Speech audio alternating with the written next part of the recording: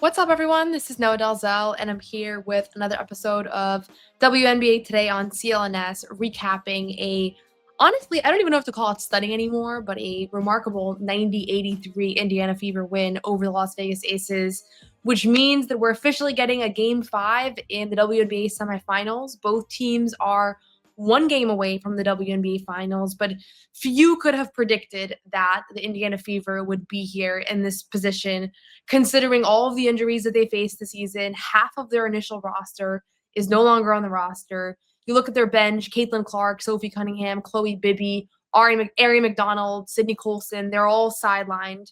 And yet, here they are going up against a team that has the four-time MVP in Asia Wilson, lots of talented Olympic guards, 3 from the U.S. team from just a year ago, and it hasn't really mattered. So here we are. We're one game away from another trip to the WNBA Finals for both teams, and it's anybody's series. And when I was trying to think about where to even start with this recap, I think you have to start with Aliyah Boston, who hasn't accomplished anything substantive in the WNBA postseason before. Very young player, fresh off of the third season of her career. And in these playoffs, she struggled a little bit offensively. I mean, I think she does a lot of little things. She does a lot of things defensively. She's a playmaker. And so she's always impacting the game in intangible ways. But entering this game 4, she was averaging 10.6 points per game in the playoffs, shooting 43.9% from the field. And that was a pretty significant decline from her regular season production. During the season, she was averaging 15 points on 57.7% shooting. So, that's 5 points less on 14% worse shooting. And it was kind of an under the radar thing because I think, generally speaking, Aliyah Boston's been really good in these playoffs. But they need her offense, and I've talked about it before. They just don't have the margin of error now. If Kelsey Mitchell's a little bit off, there's not really anybody else that can generate their own offense. So Ryan Ruocco on the broadcast said that Stephanie White and the Fever coaching staff sat down with Aliyah Boston before this game and basically showed her all of the shots that she's passed up in this series. And she responded because in this game, she finishes with 25 points, 14 rebounds, 5 assists, 2 blocks, and 2 steals.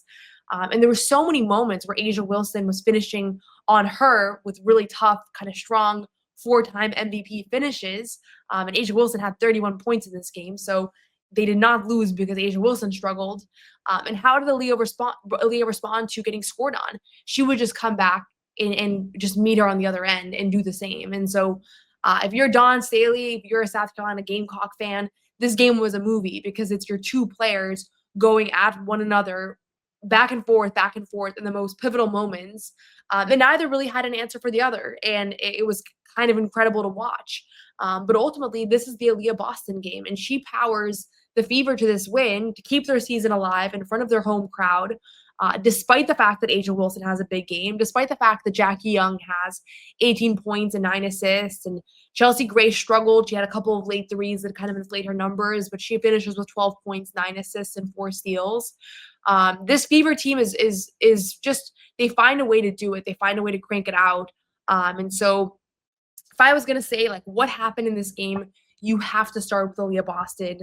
She is the reason why the series is going 5. She's been responsible for a lot of Asia Wilson's struggles in the series, and I know that the Aces had some complaints about officiating and the fact that Aliyah got to the line 13 times, and Asia Wilson, I think, attempted 6 free throws, so there was certainly a discrepancy there.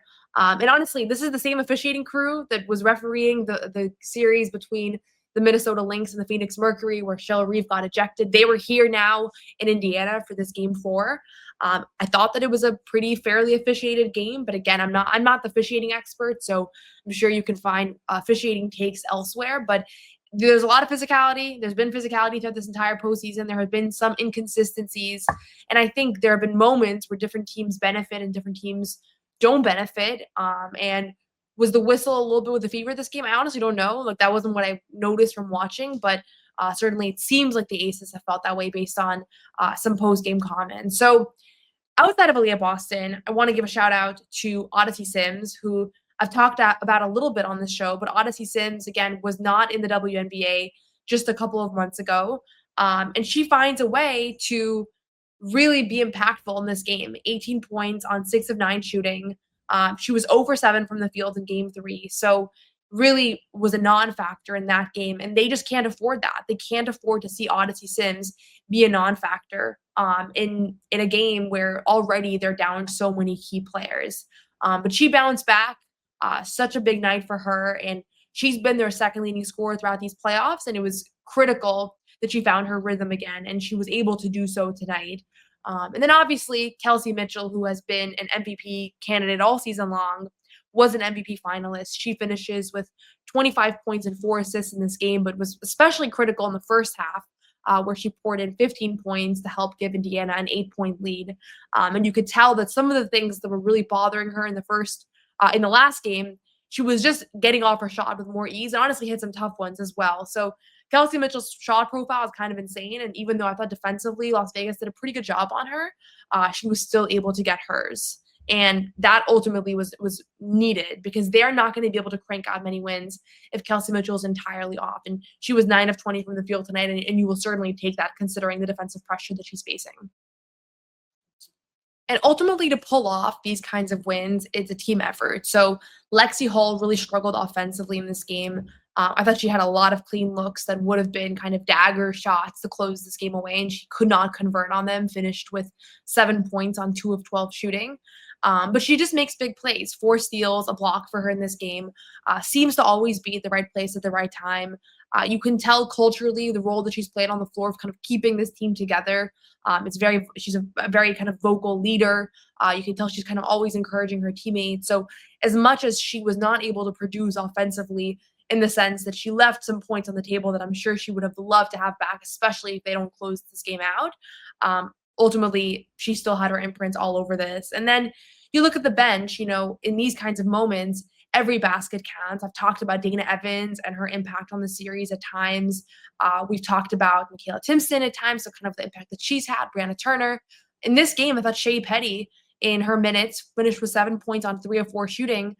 It's a couple of baskets can make all the difference, and she was critical in this one. So for this Fever team to have pulled out 2 of 4 wins against an Aces team that's been really excellent for the last 6 weeks, it was going to require a lot of things clicking. And you have seen a lot of those things click. And Aliyah Boston, probably at the top of my list just because of her defensive efforts in the series as well. Although today you did not see those results as much as you have in prior games because Asia Wilson was really able to get to her spots with relative ease.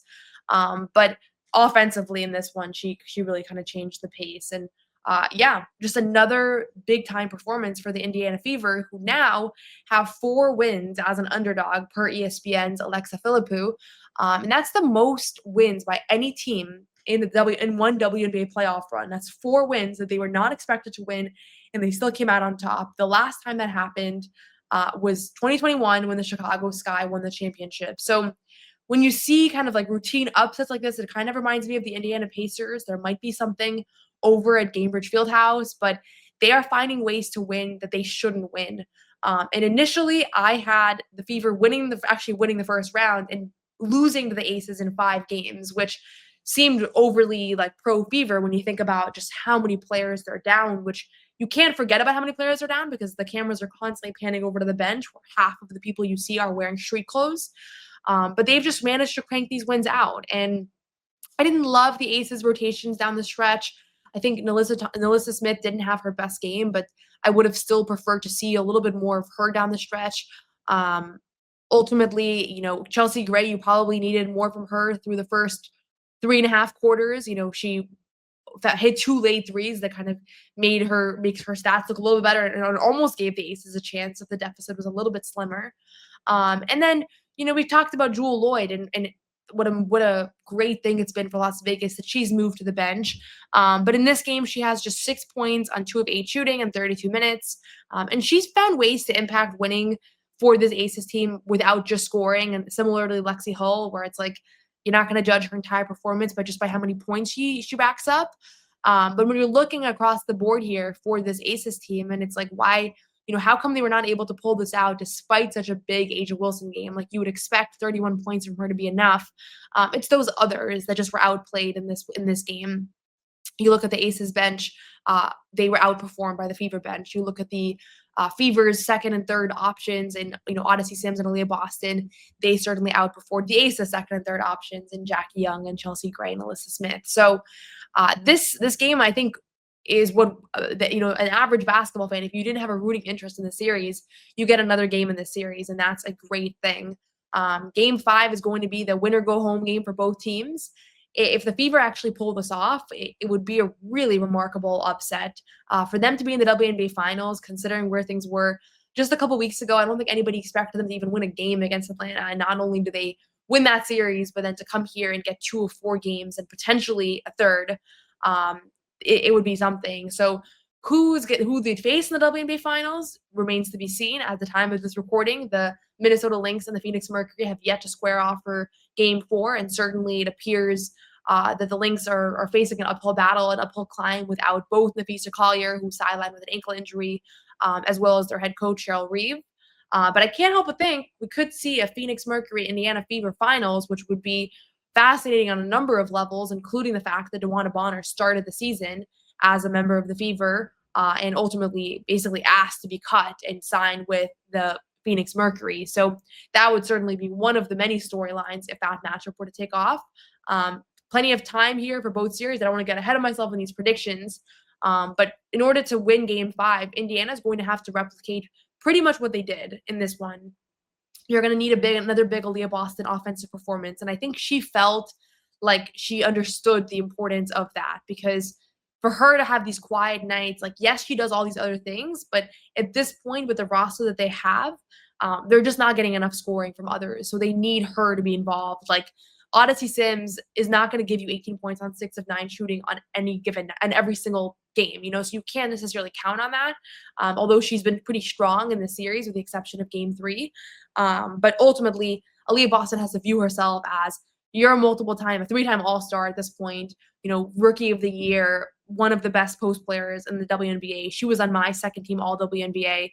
And yes, your game is heralded for all these other things that you do, but ultimately scoring is huge as well. And so she gets to the line 13 times. I haven't scrolled through the online discourse yet. I'm sure there's lots of discussions around the officiating, especially considering the fact that this is the same referee crew that was at the Game 3 where everything went crazy for Minnesota. So I'm sure there'll be discourse around that. But honestly, from watching this game, a lot of marginal calls, a couple of calls that they did overturn, that Becky Hammon challenged 2 fouls that they did overturn in favor of the Aces.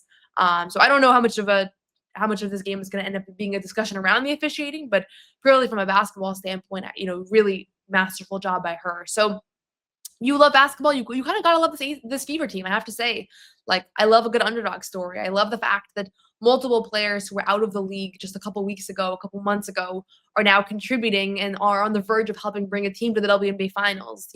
Think about how many WNBA players are sitting at home right now and not playing, and then you have Shea Petty and Ariel Powers and Odyssey Sims, who are all in this position to really impact winning. And so shout out to all those players who at various moments, a lot of those players have had big time moments. Obviously, Odyssey Sims has shouldered the biggest load as the team's starting point guard throughout this playoff run, but it's been a bunch of different players at different times, including 2 players that are sidelined, and Erin McDonald and Chloe Bibby, who at the time felt like great signings, who then fell to the same fate as many Fever players in their injuries. So big time win for the Fever.